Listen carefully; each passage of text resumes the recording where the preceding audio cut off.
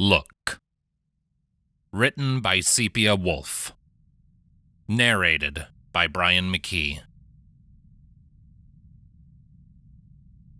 So it is decided, then. The Elendil and Duskborn houses shall be joined with the union of Tarion, your son, and my daughter Meera. The elven noblewoman reaffirmed. The darkly robed elf sitting across from her rose and extended a hand. Indeed, it'll be a pleasure doing business with you. Mia sat politely and quietly during the entire meeting. She felt a little more like property than her parents' daughter as the dowry was discussed. Such was her duty, though, as the heiress to her family's fortune. It was just part of life, and as the elves said, life was far too long to let things get to you. Meera wasn't bothered by her situation, but wasn't really excited either. It was just a thing that was happening around her. Tarion offered to lead her outside the room while their parents continued to discuss the future. Accepting the gesture, she took his hand to help her out of her chair, the formal dress stiff and not exactly designed for mobility. They walked to the garden, their hands separate from each other again. There was no real closeness, just an acceptance on their part. Meera knew it was a good thing, but besides her physical being, there was little role for her to play. Her waist-long, rich, honey-golden hair swayed in the breeze as she looked across the garden. Her light brown eyes were searching for something, but even she didn't know what. She had only just come of age, but she had long ago been taught the dangers of impulse.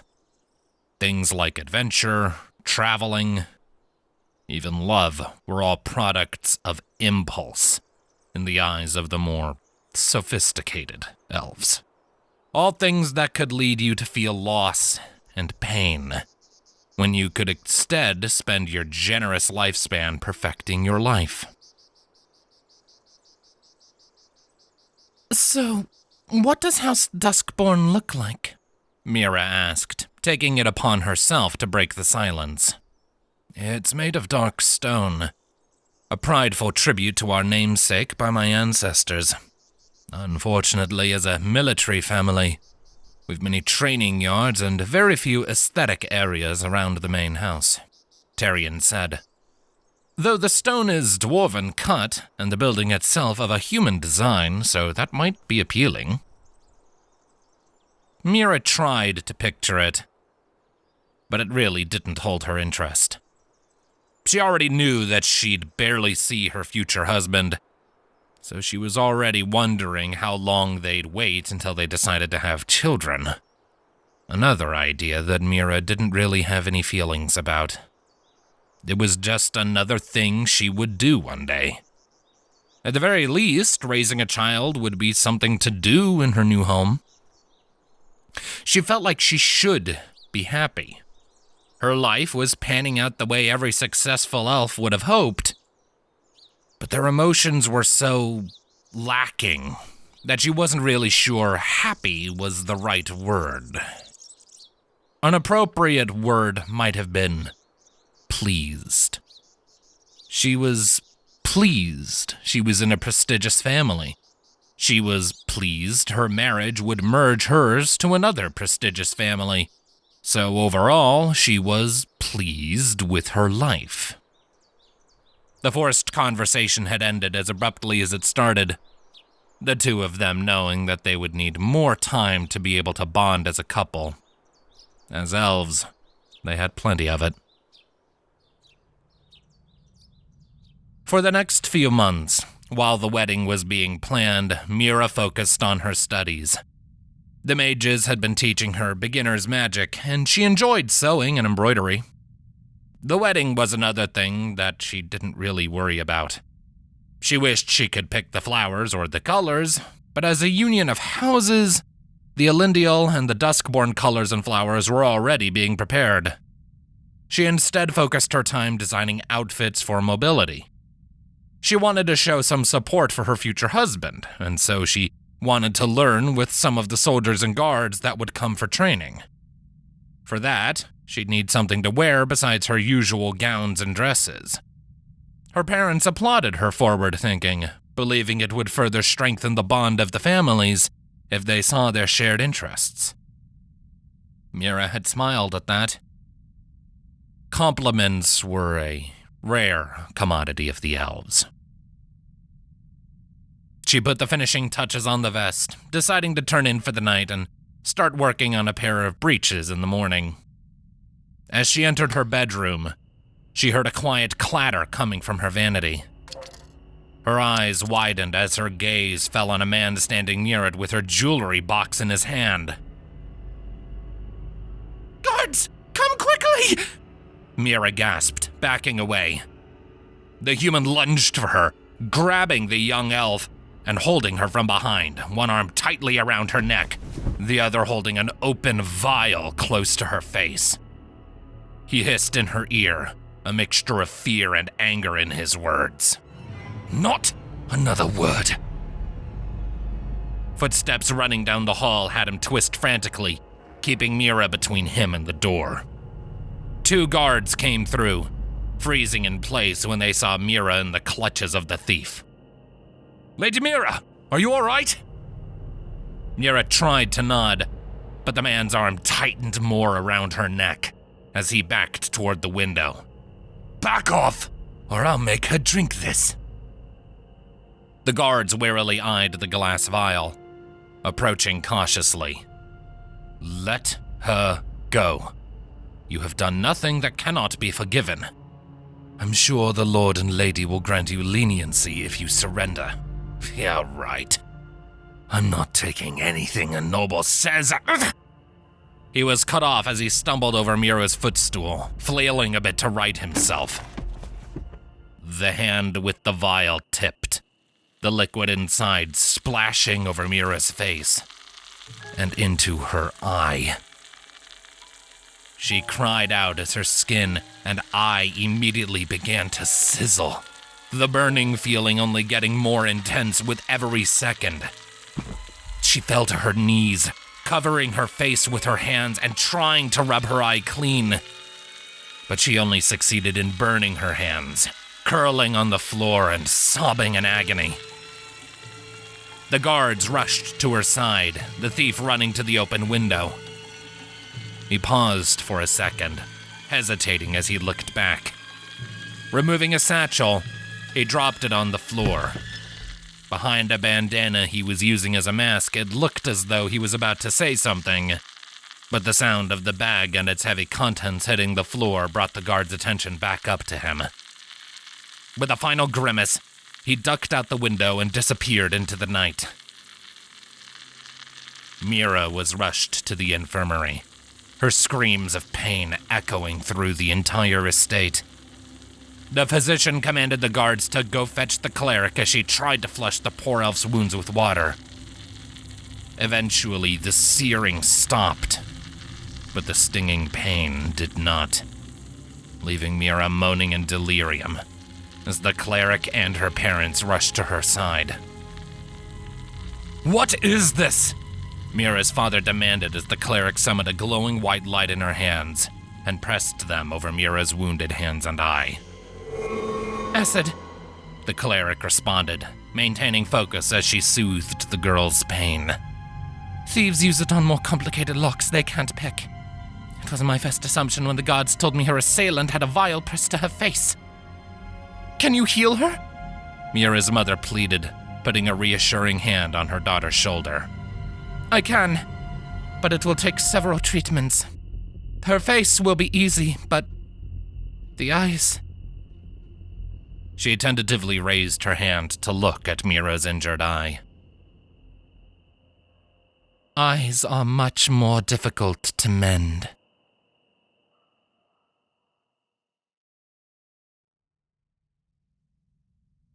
Meera looked in the mirror, her breath trembling and a little too fast.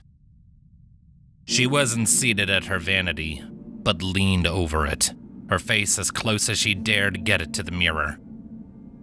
Her right eye was all red. The dot of her pupil and the ring of her iris the only distinguishing features against the blood-colored eye.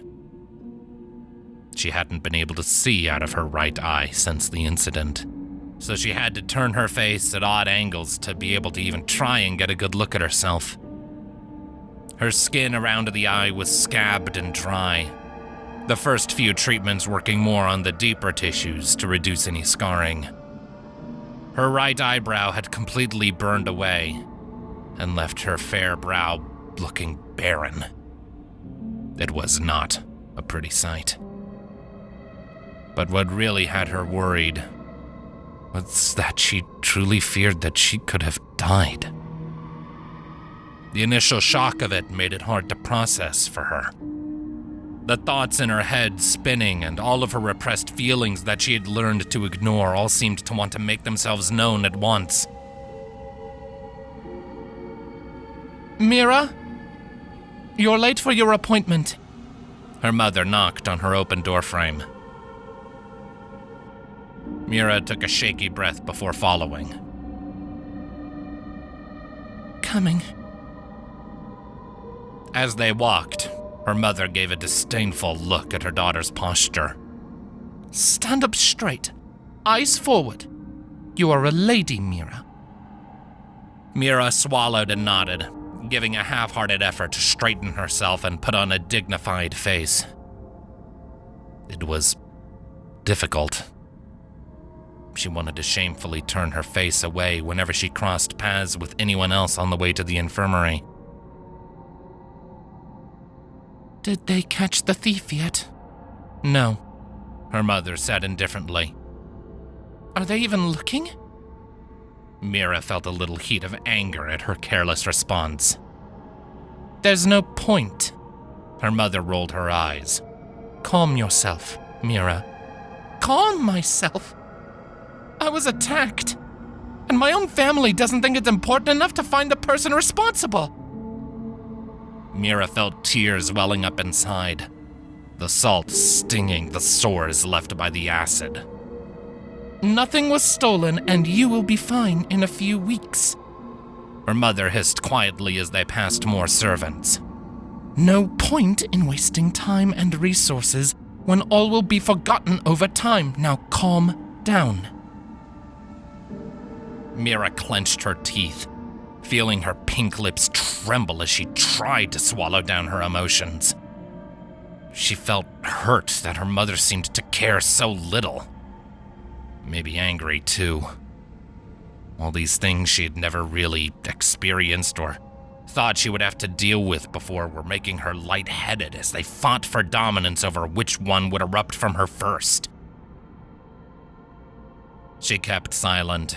Her head hung low as the cleric used her healing touch on her face and used a dropper to drip some potion directly into her eye. In the next week, the redness in her eye had reduced, and so had the sore on her face. She still couldn't see out of her damaged eye yet, but it was showing signs of healing. Her skin was still rough, but it was far less noticeable. Meera had fallen behind in her studies and sewing, magic being the only thing that took long enough focus to keep her mind off of the incident. She was unable to get beyond that day, feeling like the more her family denied her feelings, the more aggravated she became. There was a rattling of her door handle, then a knock on the door when it realized it was locked. Meera! Open up! Meera stepped away from her vanity and opened the door for her father, who strode in, blustering with a hidden anger that managed to come off as a mere frustration. "You've been neglecting your duties, young lady." Meera held her tongue as best as she could, looking back into her mirror, seeing the beginnings of her eyebrow returning. I don't have duties, Father. You have skipped your lessons for nearly 2 weeks, and the staff have reported that you haven't continued your sewing project since the incident with the thief, Meera interrupted. I'm surprised you're actually acknowledging that day. Her father sighed, but did his best to maintain his temper, sitting in the chair next to her at the mirror to try and comfort her. Of course, it happened. But look, your injuries are almost gone. Your belongings are all here. One day, the entire incident will fade from your memory.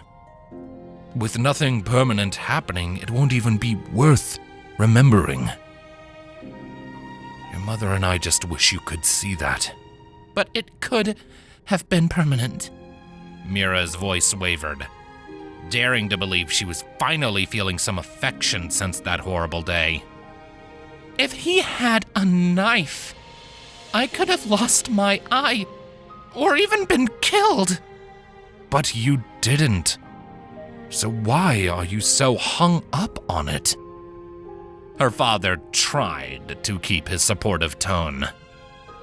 Meera only heard it as patronizing. Because I still could have! Humans consider themselves lucky to make it to my age, but I'm barely an adult! At the same time, they've done so much more than I have, and the more I think about it, the more I realize that they'll have done more than I ever will. They waste their time being unhappy with what they don't have, because they don't have the time to achieve a meaningful life like we do. Meaningful? We don't live meaningful lives. We have a high standing and we just make sure we stay that way. Meera snapped. We don't even have to do anything because it's already been set up for generations. Meera's father stood and headed for the door. I'll not argue with you when you're in hysterics. When you have calmed yourself, I expect you to return to your studies. This is highly unbecoming of a lady of your stature. As he shut the door behind him, Meera felt like she could scream, tears of frustration burning her injured eye as she sat down and buried her face in her arms. Her father's words that attempted to comfort her rang through her mind as she tugged on her long ears, as she tried to sort through her emotions. No permanent damage. She had never felt so alone before. Even if her face healed, if the memory faded, why wouldn't anyone let her feel anything right now? There was permanent damage, but far less superficial than the damage done to her face. She felt like her own family was more annoyed with her than anything. It was as if her fears and anxieties were nothing but an inconvenience on their perfect lives.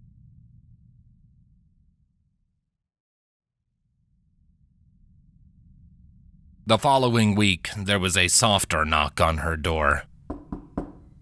Meera was looking at herself in her vanity. Her eyebrow had grown in, her skin was soft and flawless. She was still looking at her eye, though. No longer red. It seemed like the acid had washed all the color out of her eye. It looked like a pearl set inside her otherwise flawless face. The rings of her iris and pupil still there, but matching the white of her eye. It was no longer purely white, but had a slight, colorful sheen to it, almost like it had a thin layer of soap glossing it. She stopped staring at the odd little orb and unlocked her door, allowing Tyrion into her room. "Good afternoon, Meera," he said, almost hesitantly. I hear you've been unwell." "Depends on your definition of unwell," Meera said a little tartly. "Unwell was all I was told," Tyrion admitted. "I heard you were injured during a botched robbery, though." Meera felt her heart pound as he reached for her face, her hair hiding her sightless right eye from view. Tyrion brushed it aside to inspect her eye. It was a brief touch, and he gently pulled his hand away, letting the hair cover the injury, giving her a slight smile. It's not that bad. Soon it will be like it never happened. The hopeful pounding of her heart sank into the pit of her stomach. Like it never happened. The thought quickly went from disappointment to a rise in heat of her anger that was becoming too familiar for her liking. It did happen, Tariel. Meera brushed the curtain of hair out of her face and stood uncomfortably close, staring him deep in the eyes with her bad one more prominently forward. Look! Does that look like nothing? If my family didn't have a clerical expert, do you think I'd be able to even pretend like it never happened? I suppose not. Tyrion looked away and took a step back. But all the same, I think you should move on and become better prepared for our future. Move on? Meera started. Yes, move on. Tyrion interrupted her. Whatever you have been going through, rumors are starting to go around that you're not mentally fit to be a suitable bride to my family. As cold as it sounds, I need you to put this behind you. Because my family is in desperate need for support. I can overlook a young elf's insanity if it gets our families together. Why should I care? Meera yelled back. Do you even care that I was injured at all? Honestly, no, Tyrion said. It wasn't as cold as it was a matter-of-fact tone. Ours is a political engagement. I don't even expect you to remain loyal in the early years as long as it doesn't affect our standing. I'd only met you twice other than the day our marriage was arranged. I can learn to care, but before that, my loyalty is to my house, and they need this. So quit being selfish and move on.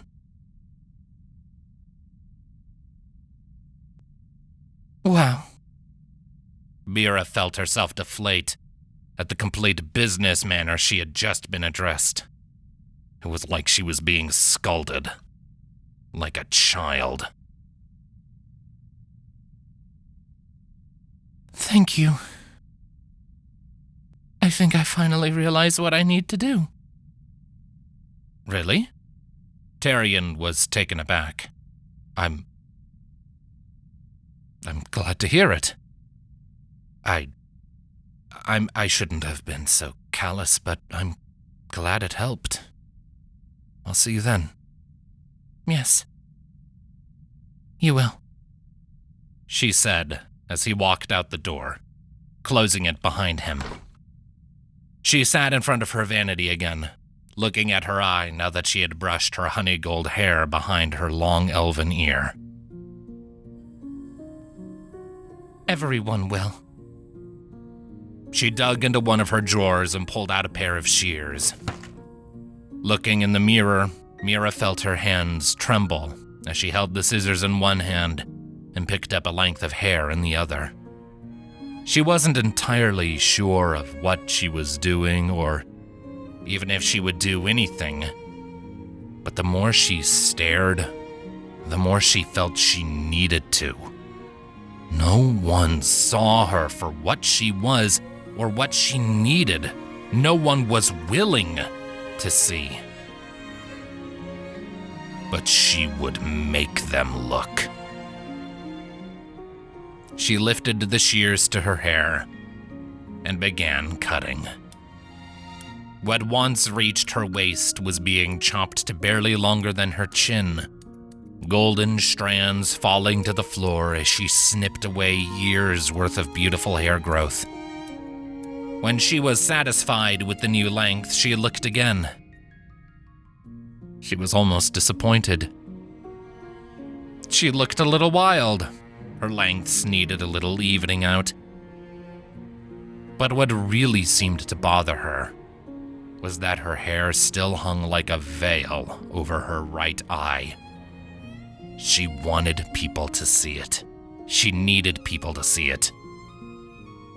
She found a straight razor in the drawer as well, but hesitated. Was she just throwing a fit? A desperate cry for attention? She looked at her reflection in the gleaming edge of the blade, her colorless eyes staring back at her. Meera finally thought of what she really wanted. Everyone else was content to forget what had happened, but she wasn't. She had been vulnerable and scared. Her life had felt so empty and pointless when she realized that it could have ended that day. It made her realize that there was so much to do in life, and that as a long-lived elf, she was one of the lucky few capable of trying to do everything. The shorter-lived species had such full lives, and she wanted to have the same. She didn't need anyone else to see the scar of her mortality. She needed to see it for herself. To remind her that life isn't guaranteed to be long, and that her brush with danger made her want to live it. With that thought on her mind, she put the razor to her hairline and dragged it back past her ear.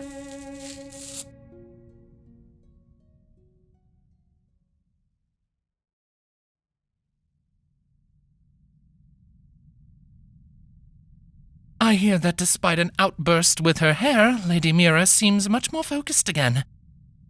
I think Lord Duskborn's visit really helped, the cleric told Lady Elendil. I'm pleased to hear that cutting her hair seems to be the end of this emotional outburst from her. But I don't believe you only came to give me good news. The cleric adjusted her stance uncomfortably and cleared her throat. She hasn't shown up for her treatments in over a month.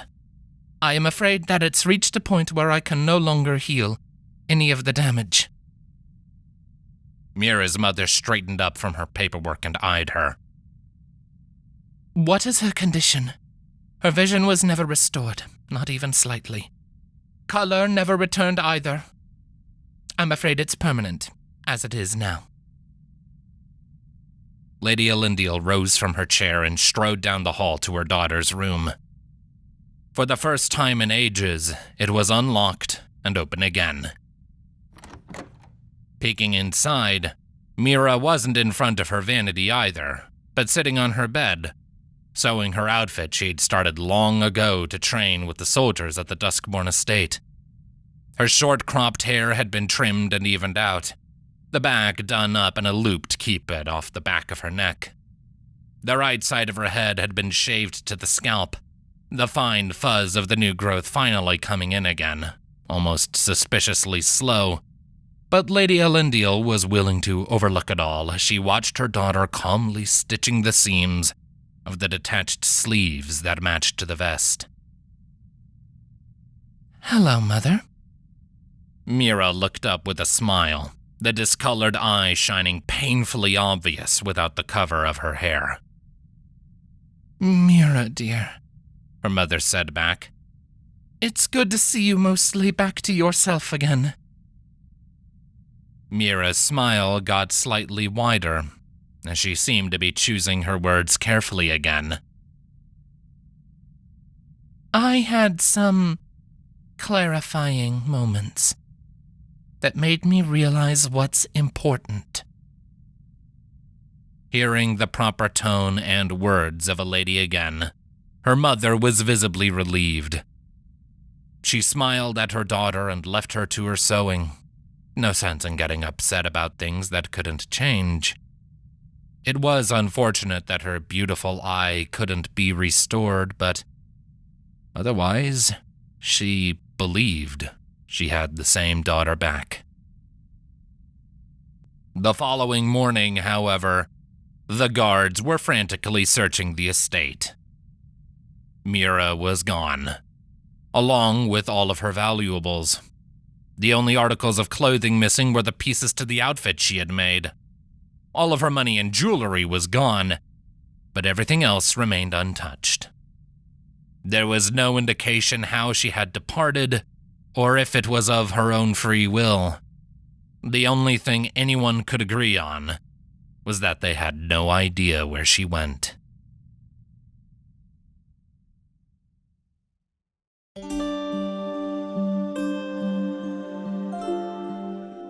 Meera had been wandering the countryside for days. Staying off the road, she had made sure she didn't cross paths with anyone. She'd never been off of her family's estate before, and the view of the world had her grinning from ear to pointed ear. She had crossed into human territories overnight and loved the rustic looks of the farms she passed by. Finally getting on a road the morning of her 4th day, she came across a smaller village by evening. Her broad smile only grew at the prospect of meeting new people and bringing adventure to her life. It was time to start living. It seemed that she had come to a seedier town, as a bunch of thug-like men entered the tavern. She followed them in, looking around. Everyone was grubby and dirty for one reason or another, for the most part. Mercenaries and farmers all sat at the bar and tables, sharing a drink and chatting. She stood up straight and walked over to a table with a rough-looking group that she guessed were some sort of adventurers or swords for hire. Hi. Do you need an extra hand for your crew? Get lost, knife ears. The man grunted after a quick look at her. Undeterred, Meera shrugged and headed to the next group to offer the same. She was turned down with varying levels of politeness as she worked her way to the back of the tavern near the fireplace. She was about to ask another group when something caught her eye. At the table closest to the fireplace was a goblin. He was probably the cleanest person there. His clothes well cared for, the leather coat not even stained, and his boots didn't have a speck of mud or dirt. She didn't need to get much closer to hear the heated argument he was having with a burly mountain man. The grizzly man shook with his head in defiance as the goblin yelled at him in frustration, his shaggy beard stiff and coarse enough to move perfectly with the same motion. What do you mean, no? You can't just walk away now! The goblin's nasally voice couldn't distract from the sophistication he spoke with. All I need you to do is just stand there. It's not hard. I ain't crossing Basara's gang, even if it is just a show. The gruff man's voice somehow made it through the beard. Find another stooge. Get back here! The goblin yelled as he stood and turned for the door. I've already paid you! A coin pouch landed on the table without a backward glance, the burly man leaving without any other acknowledgement. Meera approached as the goblin ran his hands through his neatly combed black hair, his orange eyes opening as the elf approached his table. I can fill his spot. He gave her a sideways glance and lounged in his chair, slinging an elbow over the back of the chair. You? Do you even know what I hired him for? No, but I'm sure I can do whatever he did perfectly. Meera sat across from him confidently. He was muscle. The goblin astounded her with the clarity with which he spoke. Most goblins could barely string a proper sentence together, but this one was easily more intelligent than anyone else in the room. Herself included, she had to admit. The point of hiring muscle is to make people think twice about doing something stupid. No one is going to be afraid of a waif like you guarding a goblin. Maybe. Or maybe they'll think there has to be something more to it if a goblin approaches with an elven bodyguard. We are known for our fighting skills. Maybe not power, but definitely finesse. Meera countered. The goblin looked her over with intrigue. She was young, but not completely juvenile. His gaze focused on the shaved side of her head and the blind, pearly eye. After some consideration, he shook his head. Sorry, but I'm not going to risk the job on the hopes that a bandit gang is going to be wildly speculative as to why I brought an elf with me. He moved to leave, pushing his chair away from the table, jumping down to his stature that was little more than half her own. Not wanting him to leave, she blurted the first thing she thought might persuade him. I can do magic. He stopped, slowly turning back and holding his chin in one hand, the other across his waist, mumbling to himself a little. Well, with that haircut, I could pass you off as a wild elf, though I would guess you're a sun elf. The eye makes you look like you've seen some trouble, and no one wants to tangle with a mercenary that knows magic. Meera tried to goad his chain of thought, her smile returning and getting a little wider. Come on, I can hear you. You know you're tempted. The goblin finally sighed and picked up a heavy crossbow that had been slung over the back of the chair between them. Fine, we'll give it a shot. Naive as you are, someone has to watch over you. Hey! Meera stood to follow him. I'm not that naive. Really? The goblin grinned as he led the way out the door. Because you just accepted a job without negotiating pay. Oh. Meera gulped, realizing her mistake. Relax, I'm not that cheap. What's your name? Meera happily extended a hand, seeing his friendly smile. My name is Meera. The goblin took her hand and shook it. Duika, it's a pleasure to meet you. In a normal situation, someone might have been unnerved by his crooked Cheshire grin, accentuated by his jagged teeth. The gleam in his eyes on top of it was screaming to Meera's better sensibilities that this goblin could not be trusted. She ignored them as she politely pulled out a chair from the table he was sitting at and ordered a round of drinks from one of the servers. She did her best to tell herself that it was just her elven upbringing making her wary. There was no denying that there would always be some animosity between elves and all forms of green-skinned beings. He didn't seem bothered by her heritage, though, so she saw no reason to judge him for his. Instead, Meera could feel her heart pounding with excitement. She was away from home, she already had her first job, and her employer was someone more interesting than she ever anticipated running into out in the world. If ever there was a call to adventure, Meera wasn't going to pass this one up.